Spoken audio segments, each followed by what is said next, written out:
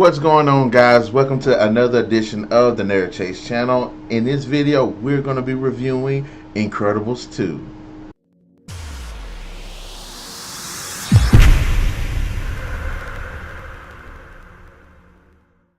So it's been about 14 years and we finally get the sequel that we've been all asking for. Incredibles 2, how will they come with it this time around? Will it be just as grand as the first film, or will the first film just pretty much be it? And the answer is, it's a solid, really good sequel. First, the story is actually really good. Now, this time around, instead of Bob being the superhero, Evelyn's the superhero. But the film does allow for a lot of great character development for these two characters. And the film does go at a really good pace. And of course, there is a new bad guy in town named Screenslaver. Well, this time around, now supers are starting to try to make a comeback. The Parr family now are dealing with this billionaire who wants to bring supers back because he's a really big supers fan. Now, the story itself is just as meaningful and deep as it was in the first movie. It's great. There's a lot of great connecting moments between the characters that allow for some great meaningful conversations, a lot of great character development, and some pretty well done action sequences that are really good. The story does a great job of going at a pretty good pace as we get to see who Screenslaver is and their motivations behind their actions. The characters are just as good, deep, and as well written as they were the first time around. Really love the evolution of the characters and their understanding of themselves in the world as well as with each other. Helen now is the superhero of the family. She's running out there saving the world, trying to stop this bad guy named Screenslaver.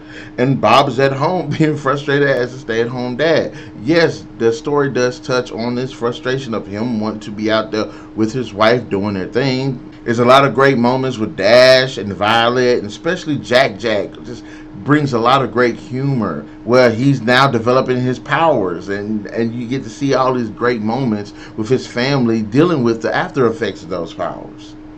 Frozone is actually in the film. He gets a bigger role and he's just as awesome as he was in the first movie. Edna Mode returns and she is fantastic. She's always great. Now, we do have some new characters, and I really appreciate that about the film because I actually liked and cared about them. Winston Dever is this guy that wants to bring superheroes back because he's a huge fan. He's optimistic, he's charismatic, the man is rich, he's awesome. I like his character. His name Evelyn, who's a real mechanical genius. The girl is really smart, but I like the fact that she isn't nerdy. She's really laid back, she's real chill, and I like their dynamic. I talk about this chick Void. Void is able to make all of these different voids where she can use as portals and make holes and stuff and jump through, and it's great seeing how she's utilized their abilities. There are a bunch of other superheroes in the film, and they all are pretty cool. Some a little bit weirder than others. Screenslaver is one of the most original bad guys I've seen. He hypnotizes people while they're looking at screens, regardless of it's a television screen, a cell phone screen, any kind of screen that's hooked up to like the internet or the computer or something like that. He can get to you. Like the first film, the voice performances are just solid. A lot of the actors and actresses from the first film come back and do a fantastic job with the characters. Again, Craig T.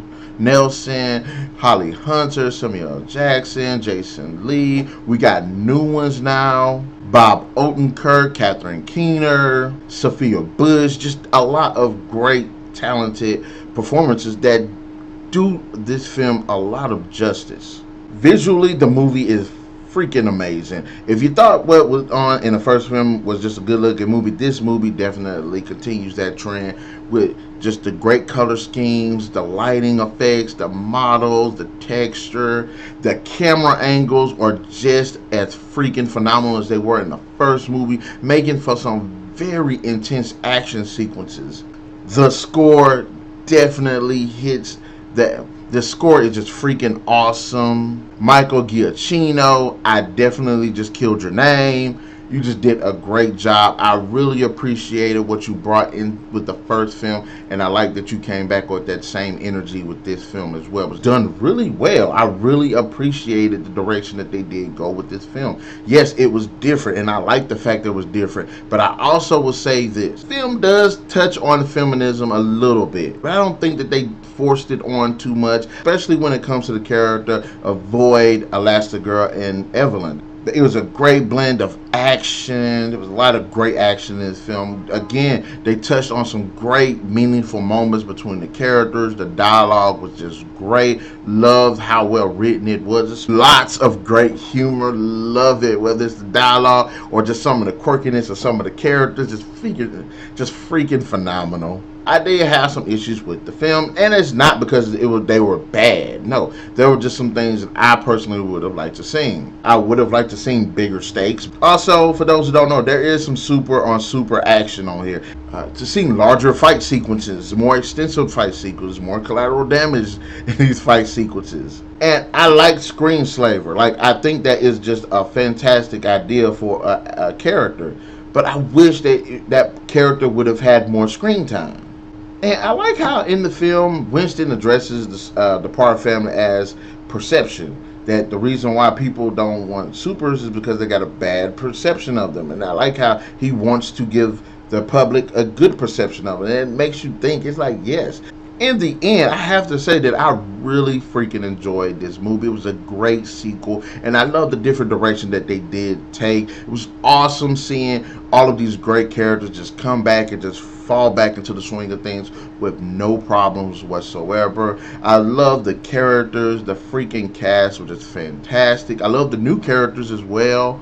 I think the story was great, well written, deep and meaningful. Although there were some things I kind of predicted. The score is freaking awesome. Visually, the movie is just stunning. I love the action sequences, the great humor, and I just loved the direction of this movie. I have to say, Incredibles 2 definitely deserves 5 out of 5. So guys, in the comment section below, let me know, what did you think about Incredibles 2? Did you think it was better than the first film? Do you think it was meh? Do you think it was worse than the first film? Also, let me know who your favorite characters are this time around. And be sure, guys, to hit that like, share, subscribe, and that notification button to get the best of what's going on this channel. And be sure to stay tuned on Tuesdays and Thursdays because we do upload videos, so stay tuned for those. And without further ado, catch you guys later.